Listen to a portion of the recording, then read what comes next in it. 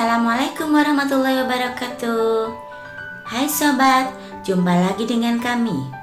Setelah sekian lama kita tak bersua, baru kali ini saya mendapat peluang berjumpa kembali.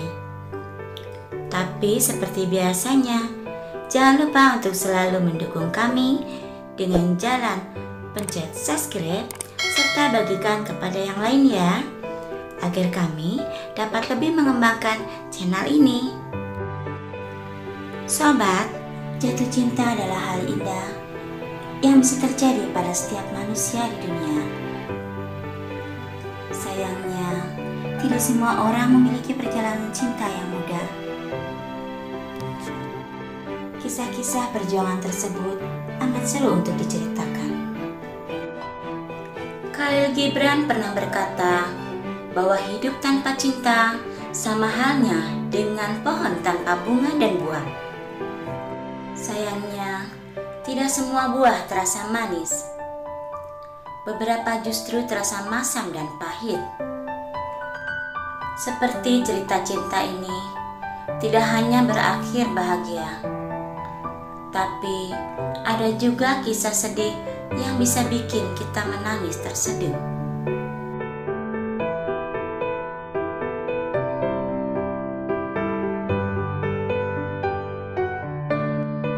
Namun, meski berakhir menyedihkan, bukan berarti cerita-cerita tersebut tidak layak untuk disimak.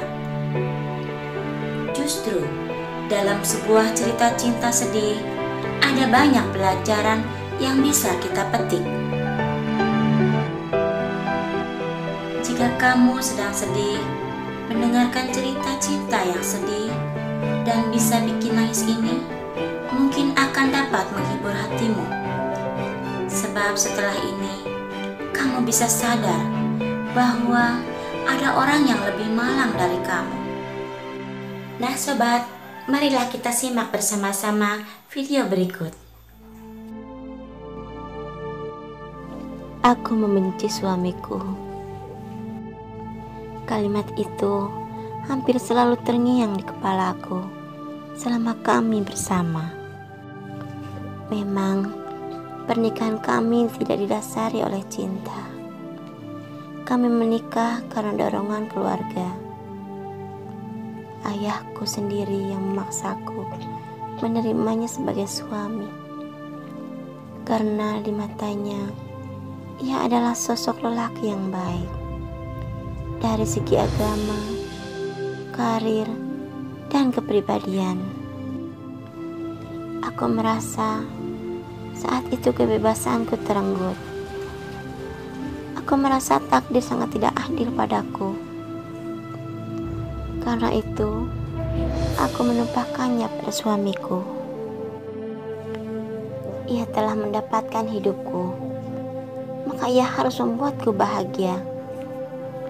Dengan keyakinan itu, tanpa rasa bersalah, aku menyuruh ia membelikan berbagai hal.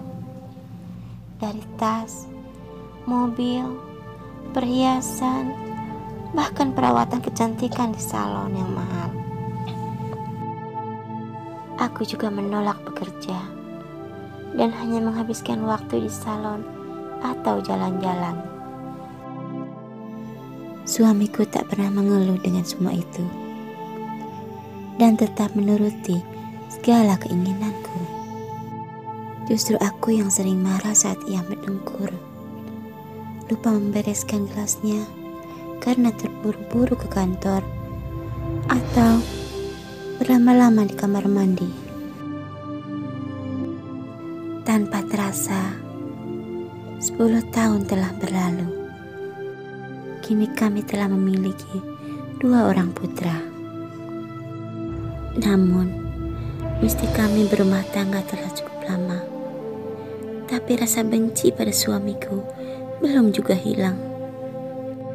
Hingga pada suatu hari, saat aku hendak membayar ongkos perawatan di salon, uang di dompetku kosong. Aku menelpon suamiku. "Ya, uang di dompet mama kamu ambil ya?" "Maaf ma, tadi ayah mau kasih uang jajan anak-anak, tapi ternyata dompet ayah lagi kosong." jawabnya. Aku murka padanya. Beberapa jam berlalu. Tiba-tiba datang sebuah telepon dari rumah sakit. Suamiku kecelakaan dan sedang dalam kondisi kritis. Aku bergegas ke rumah sakit sambil menghubungi orang tua kami. Dokter lalu menjelaskan jika ternyata penyebab kritisnya suamiku bukan karena kecelakaan, tapi karena stroke. Hanya beberapa jam kemudian, suamiku pun meninggal dunia.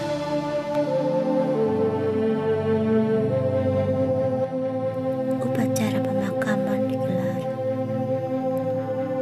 Semua orang yang mengenal suamiku dengan baik menangis pada saat itu. Memang aku sedih, tapi air mataku tak bisa tumpah. Dadaku pun sesak, namun aku tetap bisa tenang. Seperti itulah kondisiku saat itu, hingga suamiku dikebumikan. Beberapa hari setelah pemakaman, datanglah seseorang dari kantor notaris yang mengurusi masalah warisan. Dan setelah semua dokumen selesai, ia memberikan aku sebuah surat wasiat dari suamiku. Pada surat itu tertulis, "Aku harus pergi terlebih dahulu. Kuharap engkau tetap sehat. Istriku, kuberi engkau kebebasan untuk melakukan apapun. Karena aku tahu engkau merasa aku telah merampas hidupmu. Karena itu, lakukan hal yang baik di sisa waktu yang telah banyak engkau buang ini.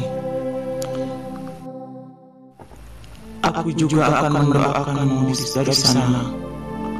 Semoga kamu bisa mendapat suami yang lebih baik dari aku. Kutitipkan anak-anak kita padamu. Ajari mereka agar bisa mencintai seseorang sebaik dirimu. Sampai jumpa, istriku yang manja." Selesai membaca surat itu, barulah air mataku yang tertahan tumpah.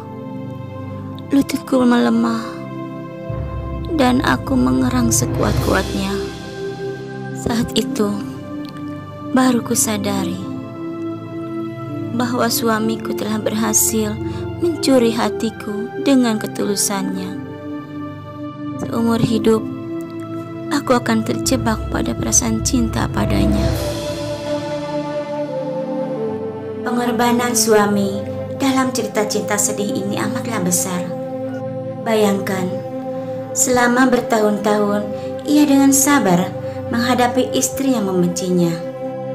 Ia rela dibentak dan dimaki, tapi tak sedikit pun ia mendendam.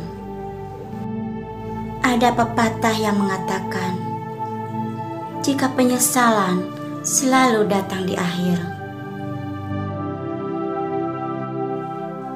Demikian video kita kali ini. Terima kasih telah menyimak, dan akhirul kata, wabillahi taufiq wal hidayah. Wassalamualaikum warahmatullahi wabarakatuh.